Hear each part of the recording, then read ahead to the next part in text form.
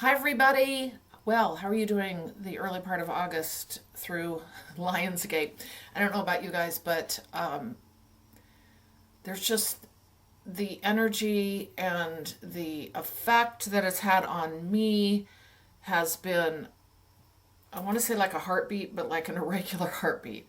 It's been really difficult. And it's funny because we have a tendency to think, and I'm going to talk about this as one of the things I want to discuss today, but we have a tendency to think that as we go through this awakening and ascension journey, that we become more like, I don't want to call it hardened, but like we can handle more. Actually, we become more sensitive. So, and we are, and I guess this will take us right into this first piece, but we are, we start to narrow down honestly what we can handle or what we can tolerate. And I'm talking specifically through the nervous system. And that then expands out to what we can handle in general.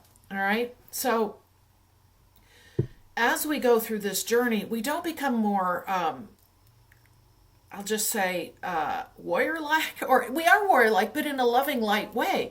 But we're also more sensitive to energy and these frequencies and these vibrations and things that don't serve. And we're able to identify more of what the lower frequencies are that are coming into our awareness, and to be able to go no, or to be able to have the practices we need to be able to maintain that. So we're clarifying, okay? Oh, they just showed the clarification of butter. Oh my gosh. You know how they use these really interesting metaphors or analogies. Okay.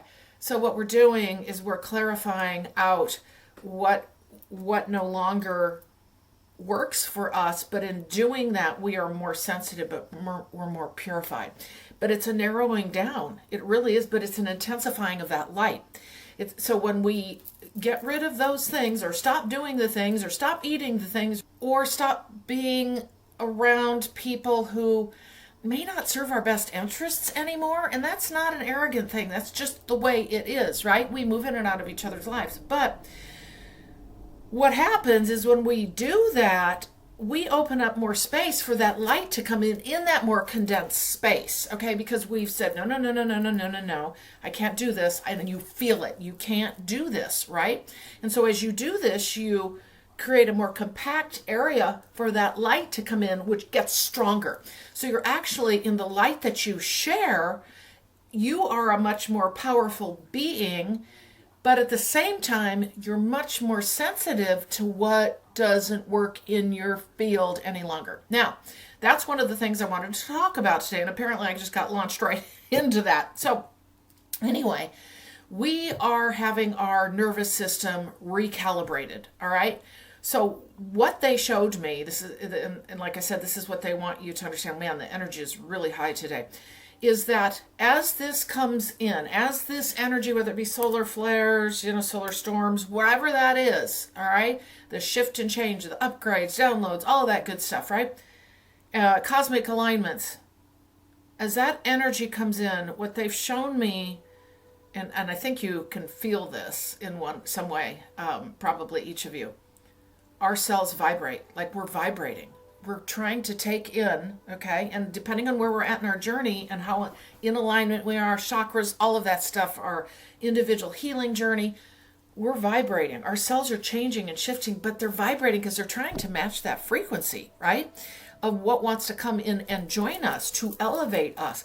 But it is so hard on the body and the mind, okay? So how this will present itself is I keep seeing the spinal column. And they've always talked about this, which might seem obvious, but they call it the highway of all within our body. And so that energy traveling through, which our chakra system is above and below in that sense, traveling through, it will find its way, but it will also have to extend out into all the cells of our body, all right? And in doing that, it is like, okay, they just said it's a ripple effect, which makes sense. Okay, they're showing dominoes, and they're showing a ripple effect, like a pebble in a calm pond, and that ripple effect coming out through there. Very much what we're experiencing now, and many of us can feel very shaky, very on edge. that will show up in those ways. You may get up in the morning and feel like it's hard to walk, or it's like you're just shaky until you kind of get calibrated in the morning, because these things can happen at night as well. Additionally, you might find yourself, as your nervous system rejiggers, they just use that word, rejiggers itself. This extends out into how the rest of your body is going to accept that energy in joints, in muscles, all of that. Okay, I'll give you an example. For myself, I have started to notice, because I thought this was just, getting older, but nope, it's not. My knees and my joints, primarily my knees, will be very unstable for a period of time, and then literally overnight I'm back to normal again. I can ache, I can be in pain, I can be feeling like, honestly, I'm 90 years old and I need to use assistance to walk around. I'm not kidding. And as many of you know, I'm very active. I play tennis, I teach tennis, so that doesn't work for me, right?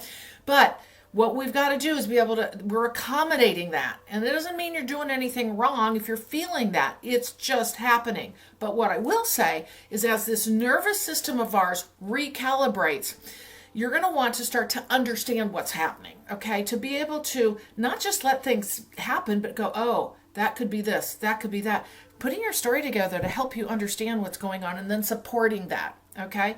You can start tracking, and I do this in my head, tracking patterns, okay, of how you feel, of what's going on in the solar system, all of that, what's going on in your own human journey. How do you energetically react anymore to external events that are actually human, right? You're going to know that. Food, all of that. That's shifting dramatically for a lot of people now. I, in fact, am noticing some of that in my own journey, where there's not much I can eat anymore, which I know that sounds wild, but I think you're all noticing that. This is all a result of this nervous system recalibration, and exudes out into every part of us. So it's going to show up differently and uniquely for each of us, but there are common themes. So take some notes, try to understand your own pattern. Don't just be an inactive participant, because it's going to help you get through these times. It's going to help you get through these times. And what I would then say is support that with your practices, because now more than ever, I'm just going to tell you, I know a lot of people don't like meditation.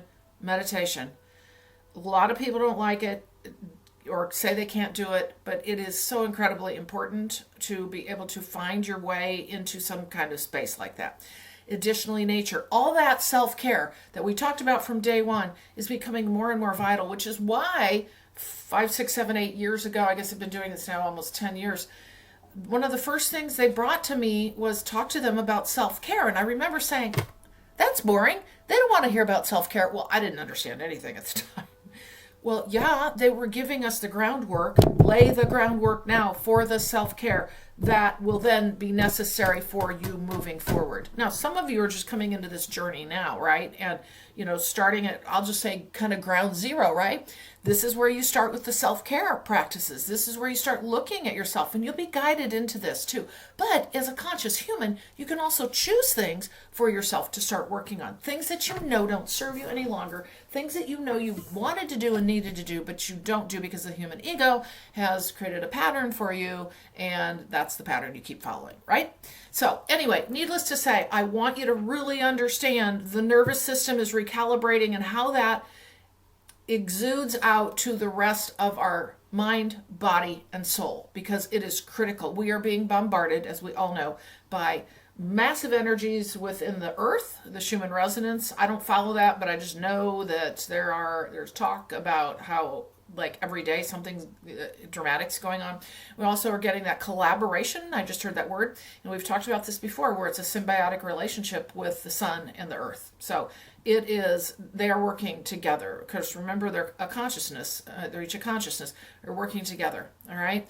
But we're in the middle, right? We're here too. We're super important to this. And that goes into that whole conversation I've had with you about, we're a part of nature, but we're the missing link. And that's why we've got to come back to nature. So anyway, support yourself during these times consistently with self-care. Consistently, all right? Get rid of those obligatory kinds of things where we think we have to go do something because somebody expects us to do that. Yes, I know we all have things we need to do, like caregiving and all of that, right? But I'm talking about the real, true optional stuff, okay? But really be thinking about how you can support your own nervous system during this time, because it's not going to get any, what I'll just say, easier or lighter. And remember this, and I know this sounds like an oxymoron, but in this ascension journey, we're more sensitive. We become more sensitive. You know that because you've become more empathic, right? You've become more sensitive to the food you eat. I mean, we're all at different parts of this process. So whether you are or not doesn't mean you won't be, right? Sensitive to people you're around, activities you're around, media you consume. So we're narrowing that down. But remember this, as you're doing that and creating that more, I'll just call it closed structure, right? Of what you can tolerate, more light is able to come in, okay? You're getting rid of what doesn't serve so that that space can be taken up by more light, which is higher frequency, higher vibration, more divine energy. Okay, that's the first one. Wow, that went on a lot longer than I thought. Okay, so they really want to talk today. So the next one that has come in loud and clear to me over this year, and I have not had the opportunity to really talk about this, and I have had this discussion with him. And remember, they bring things repeatedly to me over time, and that's often how I know I need to do an update on something. And as many of you might know, you get information at the strangest times, like usually when you're in some kind of meditative state, like mowing for me. You're just kind of doing the thing, right? Or taking a shower, or, meditation in general is a big amplifier. But anyway, here's something I want to clarify with you. And remember, I always say take what resonates, toss the rest aside, but this is a big one. So as we come into our journey as a soul, into a human body, we come in with a purpose, multiple purposes, okay? So multiple purposes. Just remember, you're not here just to do one thing. That primary reason to come in then has all of these component parts, which are related but not related. Okay, so just remember that. Your every day is purposeful.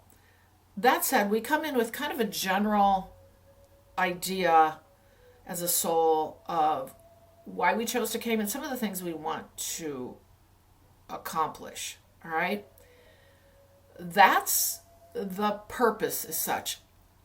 And then how we play that purpose out is our role. Okay?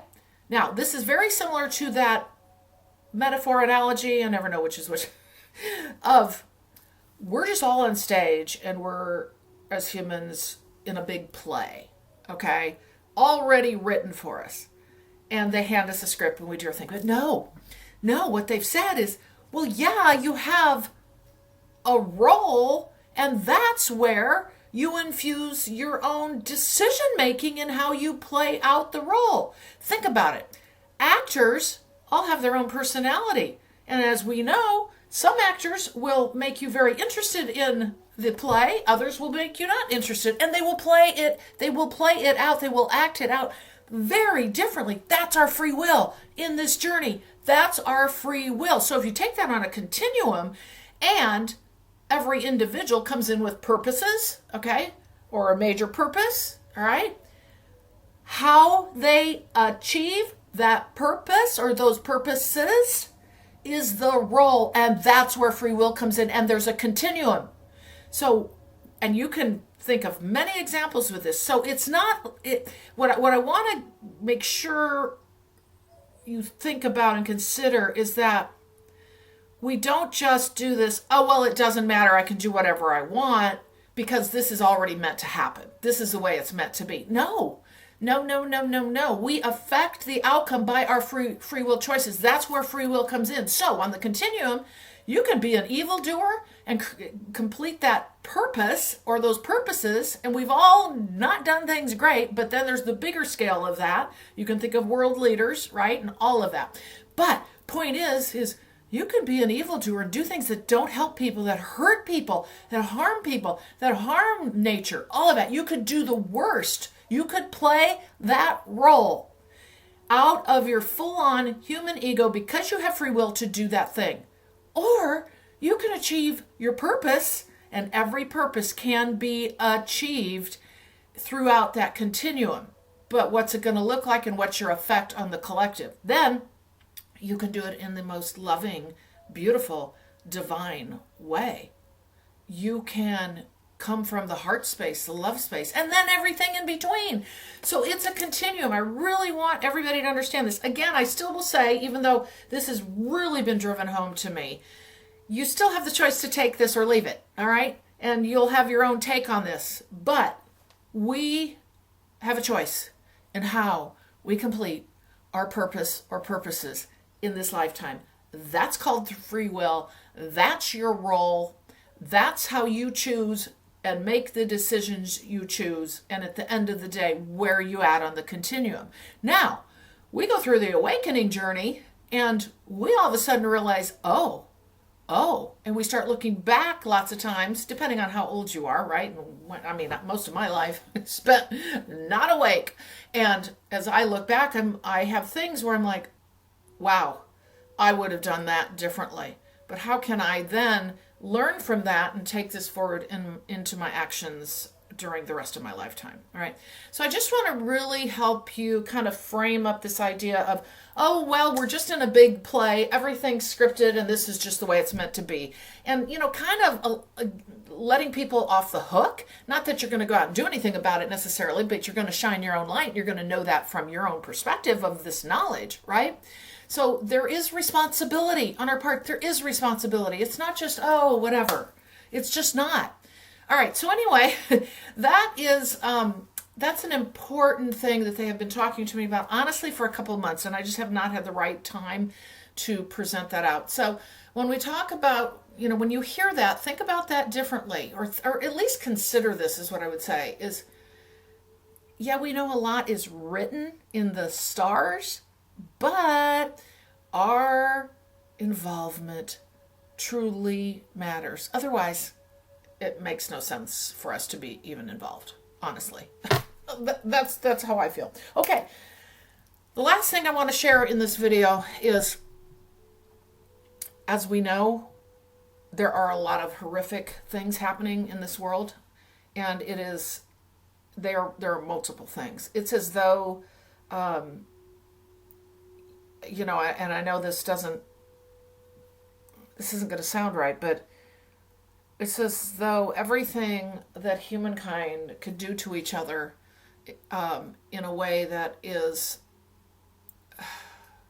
counterproductive to our growth and damaging to others and harmful to nature and ourselves is happening now. It's all coming out. However, it's all coming out in the laundry, they just said. It's all showing up. It's all showing up. However, on the other side, as I've talked about this before, and they have not changed their tune on this, is at the same time this is all breaking down and all of this is happening, all the horrible things that we see, that we feel helpless for. On this side, we are rebuilding, all right? So it's like this. It's like this, all right? Now that said, as I have said before, we are in a time where this is where light workers, it's rubber meets the road. Where are you at on that journey? Are you getting sucked into all of that? But remember, what it doesn't mean is you don't care and you don't do anything. Some of us are involved, right? But we cannot, remember, we're the ones, and they're showing this to me again, on the top of the cliff. Let's think of the Grand Canyon.